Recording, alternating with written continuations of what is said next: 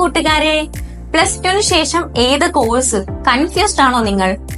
MBBS പോയും വേണ്ട, എന്നാൽ മെഡിക്കൽ ഫീൽഡിൽ വർക്ക് ചെയ്യാൻ വേണം. അപ്പൊ ഏതായിരിക്കും സ്യൂട്ട് ആവുക? പാരാമെഡിക്കൽ സ്ട്രീമിലെ തന്നെ ഏറ്റവും ഇമ്പോർട്ടന്റും ഏറെ അധികം ഡിമാൻഡ് ഏറിയതും ഒരുപാട് സ്റ്റുഡൻസ് ഇന്നത്തെ കാലത്ത് ചൂസ് ചെയ്യുന്ന ഒരു കോഴ്സാണ് നമ്മൾ ഇന്ന് നോക്കുന്നത്. ഏതാന്നല്ലേ? BSc nursing. ഈ ഒരു കോഴ്സിന്റെ പേര് കേട്ടപ്പോ തന്നെ നോർമലി എല്ലാവരുടെ മൈൻഡിലും കടന്നു വരുന്ന ഒരു പിക്ചർ എന്ന് പറയുന്നത് നേഴ്സിന്റെ ഒരു രൂപം എന്ന് പറയുന്നത് ഒബ്വിയസ്ലി ഒരു ഫീമെയിൽ നേഴ്സ് അല്ലെങ്കിൽ ഒരു ലേഡി നേഴ്സിന്റെ ഒക്കെയാണ്. ആ ഒരു പിക്ചറൈസേഷൻ വെച്ചാണ് നമ്മൾ നേഴ്സിനെ ഒന്ന് മൈൻഡിൽ കാണുക തന്നെ. എന്തുകൊണ്ടാണെങ്കിലേ പണ്ട് മുതലേ നമ്മൾ കേട്ട് വരുന്ന അല്ലെങ്കിൽ അറിഞ്ഞു വരുന്ന കണ്ടുവരുന്ന ഒരു രീതിയാണ് ഈ ഒരു നഴ്സിംഗ് കോഴ്സ് എന്ന് പറയുന്നത് ഫീമെയിൽ അല്ലെങ്കിൽ വുമൻസിന് വേണ്ടി മാത്രമുള്ളതാണ്. പലരുടെ അഭിപ്രായം ഇതാണ്. ലേഡീസിന് മാത്രമുള്ള ഒരു കോഴ്സാണ് ഈ ഒരു BSc നഴ്സിംഗ്. മെന്നിന് പറ്റുമോ? മെന്നാണ് ഒരു നേഴ്സായിട്ട് വർക്ക് ചെയ്യുന്നത്, എങ്ങനെയൊക്കെ പലരും പറയുന്ന കേട്ടിട്ടുണ്ട്. പക്ഷെ ഇവിടെ BSc നഴ്സിംഗ് എന്ന് പറഞ്ഞ ഒരു കോഴ്സ് എൻലെസ് ഓപ്പർച്യൂണിറ്റീസ് നൽകുന്ന ഒരു കോഴ്സ് തന്നെയാണ്. അപ്പൊ അത് സർവീസ് മെന്റാലിറ്റി ഉള്ള ആർക്കും, ഐദർ മെൻ ഓർ വുമൺ, അവർക്ക് ആർക്ക് വേണമെങ്കിലും ഈ ഒരു BSc നഴ്സിംഗ് എന്ന് പറഞ്ഞ കോഴ്സ് പഠിക്കാനായിട്ട് ചൂസ് ചെയ്യാൻ പറ്റും.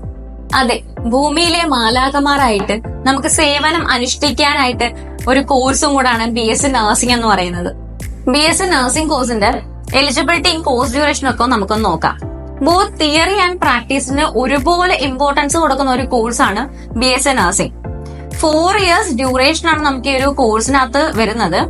4 വർഷത്തെ ഡ്യൂറേഷൻ അത് ഡിവൈഡ് ചെയ്തിരിക്കുന്നത് 8 സെമസ്റ്റർ ആയിട്ടാണ് ഡിവൈഡ് ചെയ്തിരിക്കുന്നത്.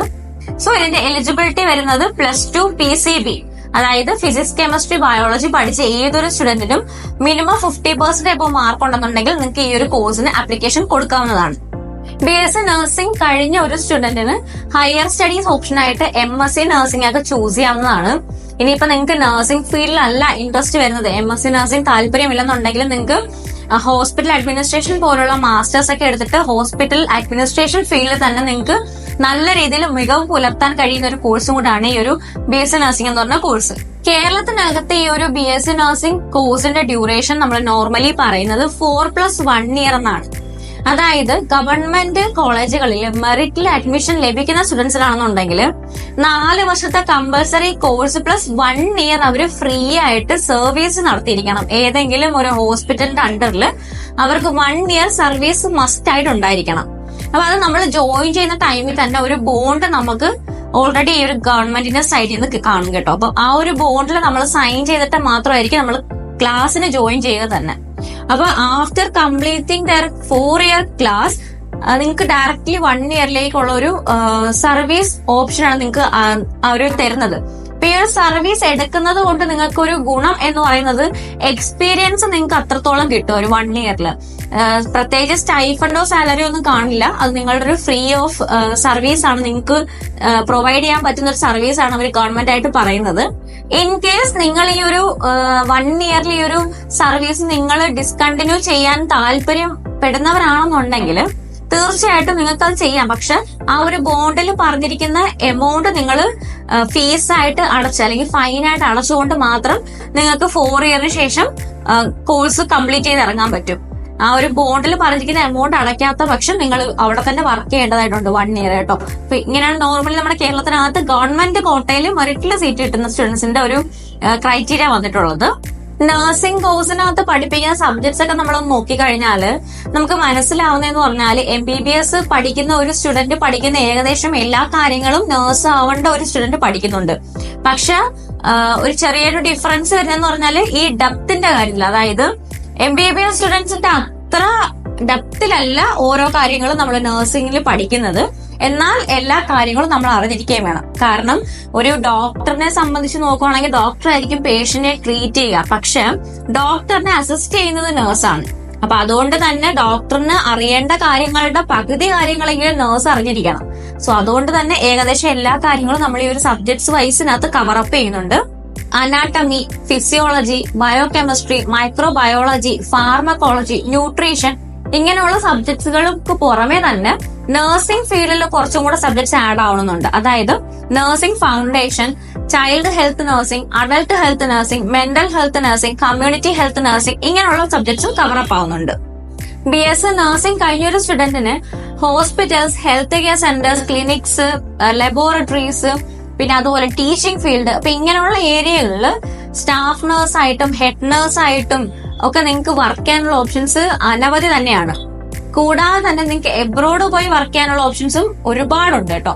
കാര്യം നമ്മളിപ്പം കണ്ടുവരുന്ന ഒരു രീതി എന്ന് പറയുന്നത്, നാട്ടിൽ നിന്ന് നഴ്സിംഗിനൊക്കെ ഏറ്റവും കൂടുതൽ സ്റ്റുഡൻസ് പോകുന്ന നഴ്സിംഗിനാണ്. അപ്പൊ നഴ്സിംഗിന് പോയതിനു ശേഷം അവര് ഇവിടെ നിന്ന് ഏകദേശം ഒരു 1 അല്ലെങ്കിൽ 2 ഇയർ ഒക്കെ എക്സ്പീരിയൻസ് എടുത്തതിനു ശേഷം നേരെ എബ്രോഡ് പോവുകയാണ് ചെയ്യുന്നത്. അവിടുത്തെ എക്സാംസ് ഒക്കെ എഴുതി അറ്റൻഡ് ചെയ്ത് പാസ്സായതിനു ശേഷം നേരെ എബ്രോഡ് പോയി അവിടെ വർക്ക് ചെയ്യുകയാണ് ചെയ്യുന്നത്.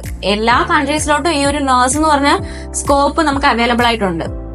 എബ്രോഡൊക്കെ പോകാൻ താല്പര്യപ്പെടുന്നവരാണ് നിങ്ങളെന്നുണ്ടെങ്കിൽ നിങ്ങൾക്ക് തീർച്ചയായിട്ടും 4 ഇയർ കംപ്ലീറ്റ് ചെയ്തതിനു ശേഷം നിങ്ങൾക്ക് ഒരു 1 അല്ലെങ്കിൽ 2 ഇയേഴ്സ് എക്സ്പീരിയൻസ് നേടിക്കൊണ്ട് IELTS OET പോലുള്ള എൻട്രൻസ് എക്സാം എഴുതി നിങ്ങൾക്ക് എബ്രോഡൊക്കെ പോയി സെറ്റിൽ ആവുന്നതാണ്.